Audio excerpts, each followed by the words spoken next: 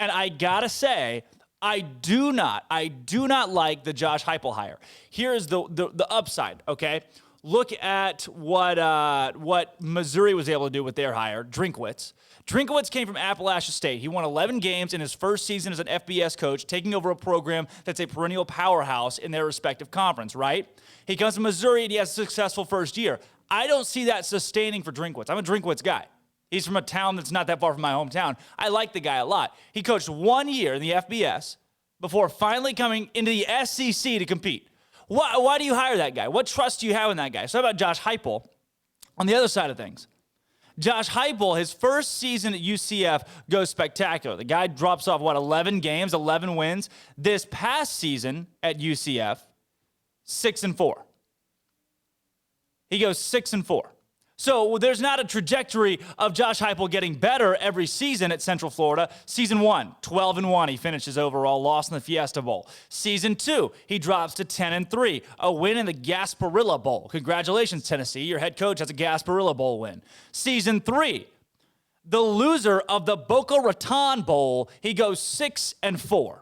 I get it. Tennessee right now is a dumpster fire, okay? After Jeremy Pruitt and everything that happened with his tenure, the McDonald's bags, and he gets fired and he's gone, and what are you going to do now? Your options are limited. It's almost as bad as the first Greg Schiano dumpster fire that happened 2 years ago, when Pruitt was hired. Now you're in a situation that's almost arguably worse, except this time you don't publicly have the first 5 guys you offer the job to say no pretty vocally. This time, the best option on the table is a guy who has granted a 28-8 record overall in college football at an FBS program, but he's at UCF. He's inheriting a Scott Frost team that was arguably a national championship squad in 2017, and then he comes in, a lot of the same players. Granted, he wins games. He goes 28-8, but then he's losing more games year by year. So those that are like, oh yeah, nope.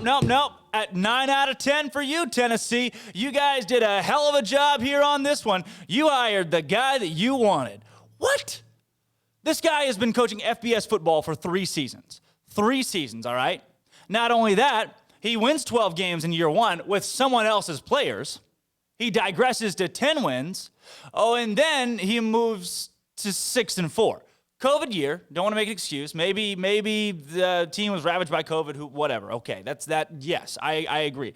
But there's not a trajectory of him winning more games. It's not like, okay, he walked into a program that was super successful and he sustained success for 5 years with his own guys. He recruited, his scheme worked. Boom, bada bing, things stayed the same. The guy proved himself. No, he walked into a program that was already good. He wins year 1 without his guys. I could have won 12 games first year at UCF. I hate when people say that, but look at the roster. Look at 12 wins, goes to the Fiesta Bowl. The guy didn't have it wasn't a rebuilding project. Look on the other side of that at Matt Rule, what Matt Rule did at Baylor. Matt Rule goes 1-11. Season 2, he wins a bowl game, goes 7-6. Season 3, he wins 11 games. That's a guy that I want on my staff. That's a guy that I say, okay, he's only been a Power 5 coach for 3 years, but he's got the trajectory where he's going to bring his own guys in. He's going to develop. He's going to win. Josh Heupel on the other end of things, 12-1, 10-3, 6-4. How do you justify that as a rock star hire or Tennessee got their guy? Really? No, I get it. The relation to the athletic director makes sense. It's all right, everybody knows each other. We're all together. We work together at UCF. That's all. That's fine. But what has Josh Heupel shown that makes you say, all right, this guy is a 9 out of 10 rock star hire. Tennessee got their guy, and we couldn't be happier. What? You know what?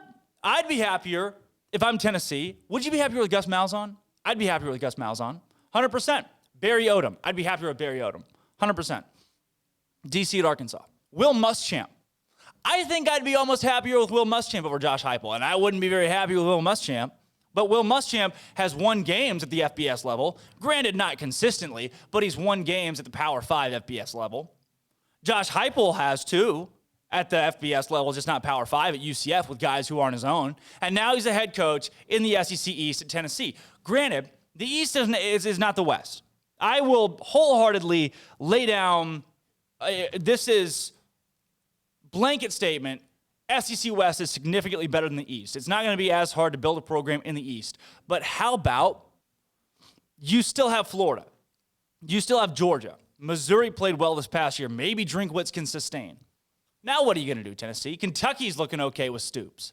And you think Josh Heupel's the guy you're going to hire who has 3 years of head coaching experience at UCF with guys who weren't his own, and he lost more and more games. He won less and less games as his career went down, and this is your guy that you've hired. Congratulations. He's going to turn the program around. He's the next guy at Tennessee. If Jeremy Pruitt would have won, I don't know, 8 games, 7 games this year, no allegations, there'd be no problem. I liked it. Tennessee came into the season ranked in the top 25 and then just drop off.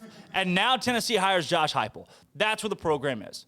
What do you give the hire? I give the hire, granted, I'm crapping all over Tennessee for this. I think it could have been much, much worse. This is a mediocre hire, though. The one thing that I'm ranting about, what I'm upset about, is the people that say this is a 9 out of 10 hire. That getting Josh Heupel, who has 3 years of FBS experience and digresses every year, is a rock star, all-star. Tennessee got their guy, and that's wrong. That's wrong. Granted, I will give you credit, Tennessee. It could be worse. It could be substantially worse. You did not hire John L. Smith like Arkansas. You did not hire Hal Mummy. You escaped some bad hires. Armstrong, where do you grade this hire? Yeah, I agree with what you have been saying. I think it's clear he hasn't proven himself that he can recruit his own guys and win with those guys. He's been riding off the back of his predecessor. Yeah, it's Frost. Scott Frost. So, yeah, I agree with you. That's it. That's my story. I'm sticking to it. I am going to grade the Josh Heupel hire at Tennessee as a 5. This is a mediocre hire. It's the best you can do right now in a dumpster fire of a situation. Congratulations. You get a 5 out of 10, which is honestly better than I thought Tennessee would do with this hire. It's better than I thought they would do. At the same time, though, don't get your hopes up. Don't put too much pressure on this guy who hasn't proven yet that he can win consistently at the FBS Power 5 level with his guys. All right. That goes out to our Tennessee faithful that are watching today, because the afternoon show guys have picked up a massive following from Rocky Top right now. In men's and women's basketball, we're talking